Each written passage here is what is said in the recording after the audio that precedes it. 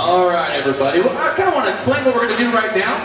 Again, as I said earlier, it's our ambition here at Dine With Shamu to show you the things that you can't see normally out in the show. So what we're going to do is do a little bit of a session with our whales, and I'll kind of talk about what's going on throughout it. If you want to, you're welcome to come up to the net here and get a closer look.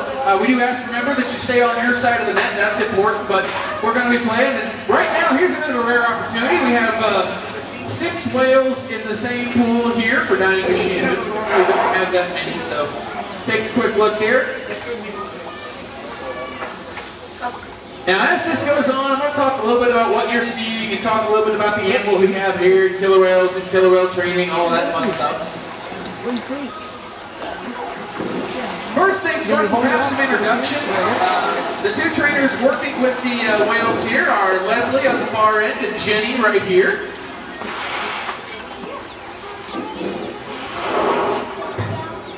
Josh doesn't get an introduction. And the whale you guys are going to be seeing the most is right here. His name is Keet. Keet was born right here at SeaWorld San Antonio, and he's kind of cool because he's actually very cool. He's not kind of cool. He's very cool. He is the very first second generation or grandbaby killer whale ever born in the Caribbean. And kind of to simplify, what that means is his mama was the very first baby Shamu back in 1985 in Florida.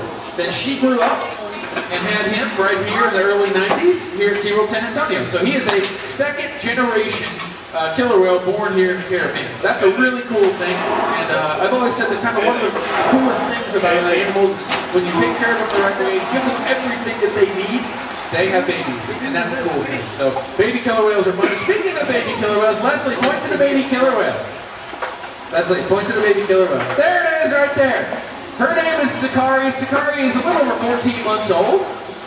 And as far as she is concerned, is the geographical center of the universe. If you've seen the show, she is very prominent in the show. She kind of follows mom around. But she is the latest of our babies here with a little fluke wave for her.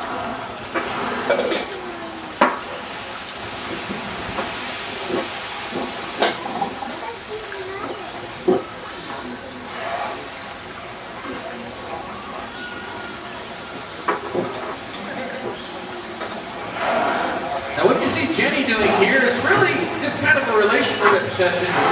She's working on building her relationship with him and kind of figuring out what he likes, and he's figuring out how she works with him, and so they're learning about each other right now. This is one of the most important parts of our job, is building relationships with the animals, because let's face it, killer whales are very large, potentially dangerous animals. You really need to have a good relationship with them, to know what they like and know what they don't like, to be able to work with them safely. Now, obviously, we know what they absolutely like, and that's fish. So here's a big handful of capelin that Keet's going to get here. He eats about 135 pounds of fish every day. Our whales get 5 different kinds of restaurant-quality fish. They get herring, capelin, mackerel, salmon, and menhaden right now.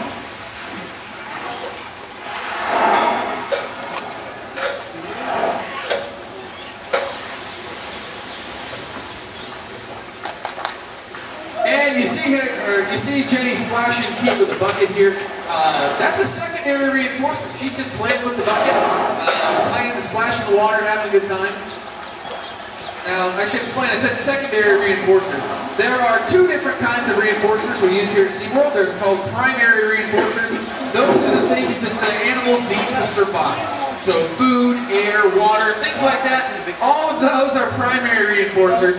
Secondary reinforcers are everything else that they like. So getting splashed with a bucket, playing with kelp, getting a back rub, all of those things are secondary reinforcers.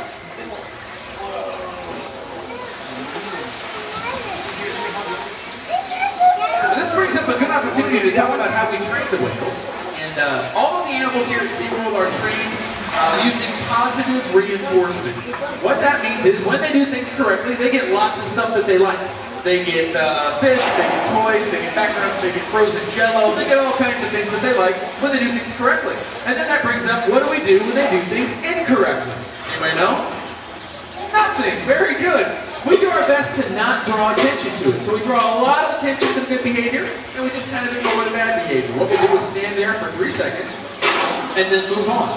So obviously there's a big difference between that, between having a great time and throwing a big party when they do things correctly, and then just a neutral response. Nothing negative or no punishment is ever used in our training here at SeaWorld.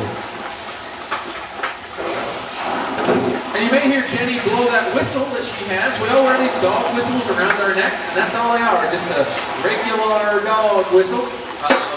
And what the whistle does is tell the whales good. Just like if I was to say, good job, way to go. That's what the whistle means. So when the whales hear the whistle, they know, oh, okay, I did that right. I can stop and then look for some sort of reinforcement from Jenny. And really what you see Jenny doing right now is just having fun and hanging out with Keet. He's doing a little game here we call peck slap, tail slap. Those are his pectoral flippers on the side of his body, and of course his tail flukes there in the back. And the whales will kind of go along the side of the pool and we'll massage him and kind of give him a high five on their flippers there, and then go to the back end and do the same thing back here. We can play that game for hours. Now I know what you're saying, boy, that looks like fun. It is. It's a lot of fun. Pretty much all of us think we have the greatest jobs you could possibly have and still get paid for it. It's a great time. We enjoy working with the animals, and we love them all very much and have a great time with them. And one of those commonly asked questions we get is, how do I become a trainer? Well, the things that we absolutely require are strong swimming ability and scuba certification. If you have those, we can kind of teach you everything else. But there's other things that help. If you have a background in marine biology or psychology, a degree in those would help. Animal experience helps out a little bit. Theatrical experience helps a little bit. But really, if you can swim well and you can scuba dive, we can teach you pretty much everything else.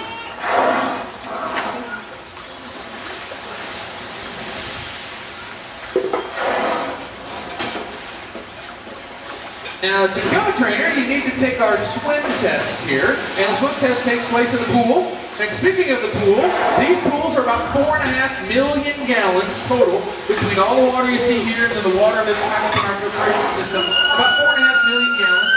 It's all man-made salt water. We don't have a pipeline that goes down to Corpus Christi or anything. We've got a recipe on how to make salt water. Really, it's pretty much what you'd expect. You take a lot of water, put a lot of salt in it. There's a few other ingredients that go in there, but for the most part, the two biggest ingredients are water and table salt, with other stuff. The water is also conditioned to be pretty much year-round at about 52 degrees.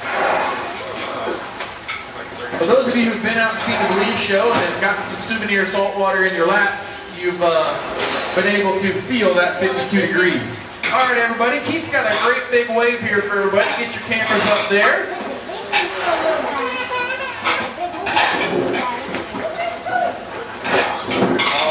Down on the end, we have the other 5. Hopefully they're going to wave too, including the little baby. This is one of the new behaviors she knows. Guess which one she is. Here we go.